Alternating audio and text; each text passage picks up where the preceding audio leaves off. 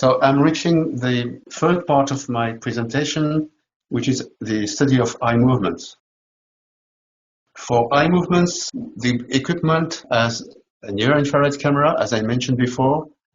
It has some software to analyze in real time the video from the camera, and it can measure a number of things, including the diameter of the pupil and also the orientation of the eyes.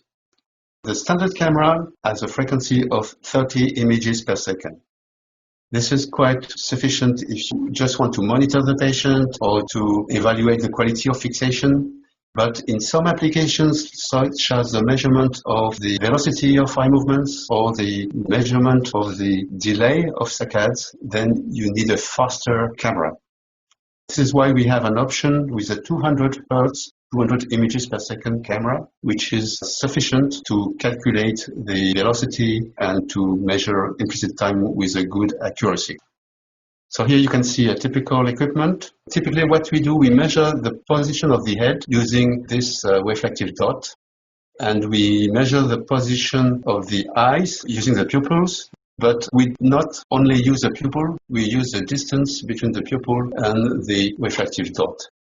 That's because if you move your head, you move the pupil. And a head movement of 1 millimeter will create a movement of the pupil equivalent to about 8 degrees of rotation. If you want to reduce the influence of head movements, you must make what we call a differential measurements, measure the difference between two things.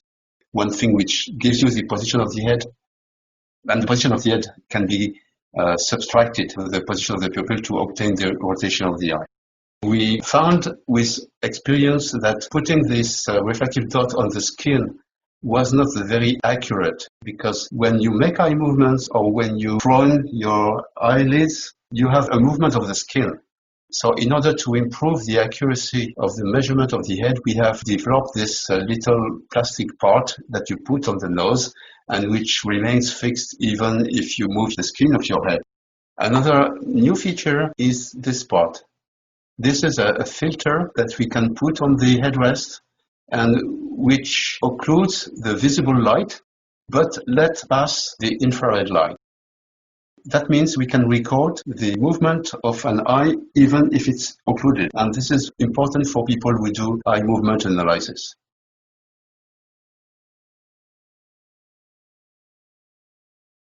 We can record the video at the same time as the movement of the eye. And you can see here the position of the eye, horizontal, and here the velocity. Sometimes you have a blink, which creates a problem, but you see how accurate we can measure the velocity. There are some exams used in neuroophthalmology, quantify the velocity of the saccades, quantify also the implicit time. So we have different protocols to evaluate stability of fixation, to evaluate the nystagmus, the frequency of the nystagmus, the amplitude of the nystagmus, and we can also study different types of saccades to study the reflex and voluntary saccade. And in some pathologies, in neuroophthalmology or neurology, people want to study these two types of saccades because they are affected in cases like dementia or brain disease. Here you can see a typical report where we have recorded 20 saccades from center to right. We have automatically analyzed the velocity and make statistics allowing the comparison with the normal subjects. And there are also some possibilities to study the pursuit, visual pursuit, and see if there are any abnormal pursuit.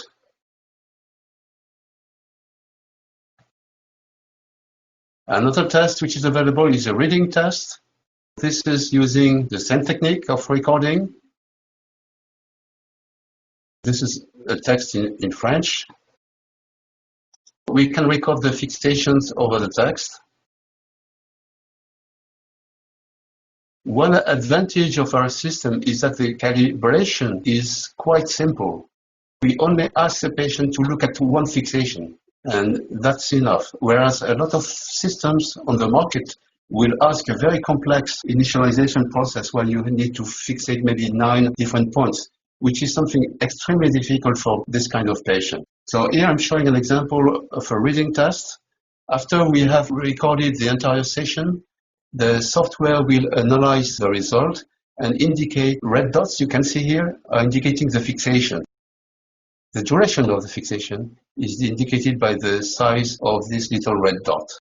The result is quantified. We quantify the number of fixations, we quantify the average duration of fixations, how many fixations are made in the forward direction, how many fixations are made in the backward direction, which is an indication of people who do not understand what they read.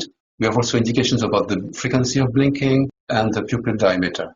So we have a quantification. You cannot expect to have a very, very accurate indication of where the patient is looking. I mean, we do not know, for example, if the patient is looking at letter P or letter U. But that doesn't really matter. This would require a very accurate and time-consuming calibration. But we don't need that. The information we need is the number of fixations, the duration of fixations, how many seconds have been made, how much time it took to read the text, and those information can be obtained without a very accurate calibration.